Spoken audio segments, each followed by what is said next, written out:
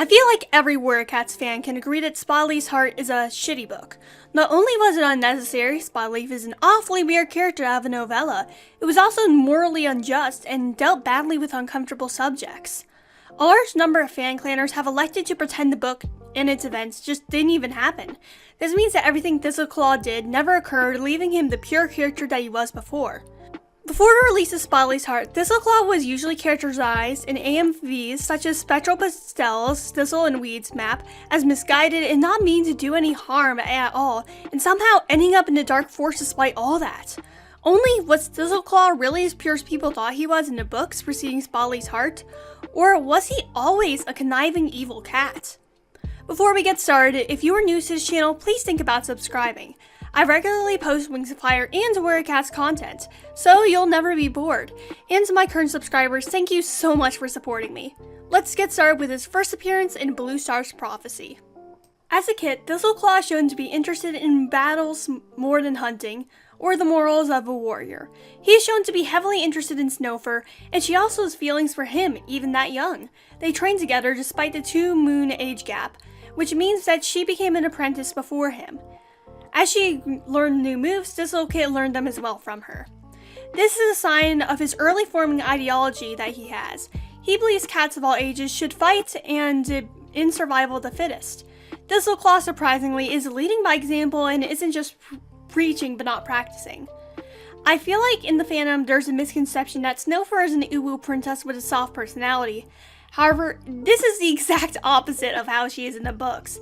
Snowfur is a decently fiery cat throughout the book, and as her relationship with Thistleclaw progresses, she actually becomes more aggressive, such as her hatred of the mere mention that Blue Star could be having a half-clan relationship at some points. Thistleclaw's behavior also rubbed off on his apprentice Tigerpaw. Even though he was pretty much prophesied to be a bad cat since the start, and his father was told to kill him, if someone else would have been his mentor, he likely would have not become as villainous as he was in canon. Thistleclaw actually encourages that behavior, such as sicking Tigerpaw on a kitty pet who comes over that border. He would have let Tigerpaw kill that young cat too if it wasn't for Bluefur standing up for him. Even with his own son, he's aggressive. He starts trying to train his son before he becomes an apprentice. When Bluefur confronts him, he threatens her. As his training progresses, White Kit does not progress according to Thistleclaw's wishes. He insults his son behind his back and says in the Dark Forest that he's weak, just like his mother. And Snowfur is in no means a weak cat. Thistleclaw loved Snowfur when she was alive, but maybe he felt like her death made her weak. It isn't a surprise that he encourages aggression in his apprentices, as he was encouraged and rewarded to be aggressive himself. When Thistlepaw was an apprentice, he was part of a dog-watching patrol. During the patrol, he called out false alarms. Eventually, he was able to locate the dog and took it on himself despite others' warnings. He is made a warrior, rewarding his reckless actions. Thistleclaw also prevents Bluefur from accessing her nephew. He claims that since Bluefur wasn't there for the moons immediate to her sister's death, she should stay away from White Kit entirely and not infect him with her weakness. Bluefur was grieving extensively. Bluefur is a very emotional cat and has been ever since she was an apprentice, which is when her mother died. Thistleclaw showed no sympathy towards her, same thing as he does to any weak cat like Tiny and even his own son at points. He's also rewarded for chasing off Oakhart. Now, this isn't particularly bad, but what he does in the scene is messed up. Bluefur once again tries to get Thistleclaw not to kill a cat over trespassing. However, this time, Thistleclaw threatens her and accuses her of having a half-clan relationship, which is true, but I'm just going to read this scene out. Bluefur darted between them. "Enough, Thistleclaw. You've taught him a lesson. I'm sure he won't come back here again." She met Oakhart's gaze and saw nothing but sadness. Let him go. Her plea came as a whisper. She was begging for Oakhart, but the words echoed in her heart. Let him go. Oakhart stumbled past her and slid into the river. Traitor! Thistleclaw shoved Bluefur, sending her stumbling onto her haunches. His claws were still unsheathed and tufted with Oakhart's fur. You're a coward and a fool. I've never seen you once defend our borders. What kind of a warrior are you? He stepped close to her, his breath coming fast, his eyes wild with blood hunger. Do you know that River Clan warrior? He hissed slowly. Fighting back panic, Bluefur forced her pelt to lie flat. He's called Oakhart. I've seen him at gatherings. Thistleclaw leaned closer until he was a whisker away from her muzzle. "I didn't ask if you knew who he was. I asked if you knew him." Unblinking, he added, "Better than the warrior code allows." What makes it different this time than the time where he cornered Tiny is that Bluefur's weaker than him now and cannot fight back. At this point, Bluefur's well along in her pregnancy, though she is doing patrols. Thistleclaw knows this. In fact, just a chapter ago, it was announced that Bluefur was pregnant. Thistleclaw only targets weak cats, like apprentices and elders, as shown in this scene, as he sees them as not being strong, or rather aggressive. They can't fight back against him even if they were antagonistic due to their physical shape. That's all for Bluefur's prophecy. However, this behavior carries on into Spottedleaf's heart, of course. Though this analysis is mainly centered around proving that he was a bad cat before Spottedleaf's heart, it also needs to prove that he was not mischaracterized in that book, as a lot of his fans claim. This section will deal with uncomfortable topics such as relationships with large age gaps and grooming. If you are younger than the age of 13 or are uncomfortable with such subjects, I recommend finding another video. There are plenty on the channel which I'm sure you'd find more fitting. Now that we've gotten that over with, let's start the book. Thistleclaw's interference in Spottedleaf's life starts very young, when she is a kid in fact. He notices that she's staring at a thrush he's eating and he offers the feathers to her. Afterwards, he plays with the kits. When she becomes an apprentice, Thistleclaw continues to have a special interest in her. He praises her constantly and looks out for her when they are hunting. He pushes her limits as well, such as telling her to climb a tree to fetch a squirrel, despite her having no such training.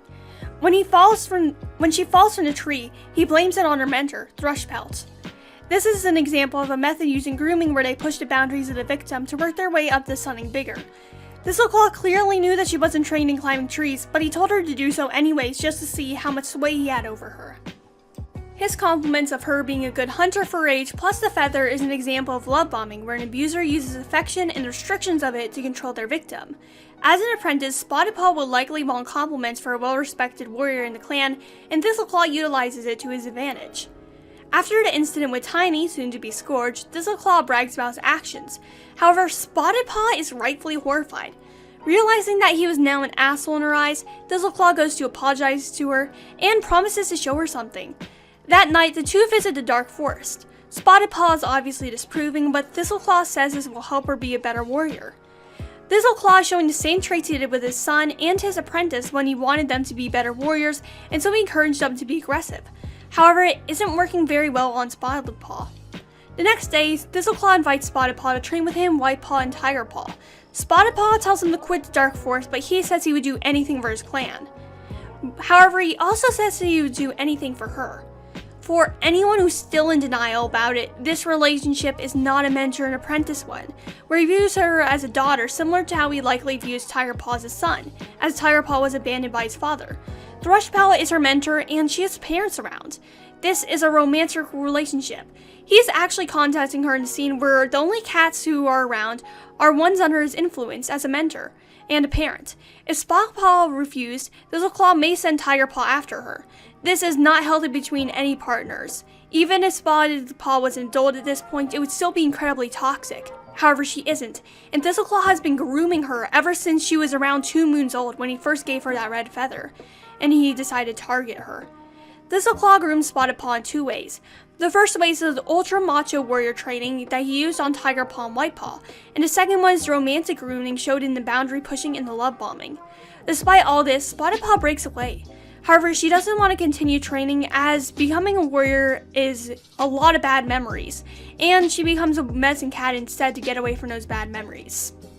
I really don't like this book. The problem is that the instinct problem with Thistleclaw is that he is training in the Dark Forest, and that is what makes him bad rather than him grooming a cat from kithood to become his romantic partner. This could have been a great learning opportunity and a way to educate children of the danger of predators. Warrior Cats is an online community, so we tend to be especially prone to them. Instead, it ends up leaving a sour taste in everyone's mouth. However, this book should still be acknowledged as part of Thistleclaw's characterization, as he continued to share the same traits as he had in the previous books. He tried to make his apprentices more aggressive, and had the same attitude towards cats that he considered weak. The only difference between Bluestar's prophecy and Spottedleaf's heart is that Thistleclaw has more of the spotlight, which allows us to see more of his bad behavior. Because the behavior is the same, I think it's safe to say that Thistleclaw was never a good cat. We just weren't very good readers.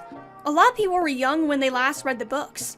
The last time I read it before this review was in 6th grade, so they forget just how volatile Thistleclaw often was. I hope that settles it. Thistleclaw has never been a good cat, and removing Spottedleaf's heart doesn't change that. If you like this video, feel free to subscribe. I make Wings of Fire and Warrior Cats videos pretty often, and your support would mean a lot to me. And to those who are already subscribed, thank you for your continued support. I wouldn't have gotten here without y'all. Peace, Rogan out.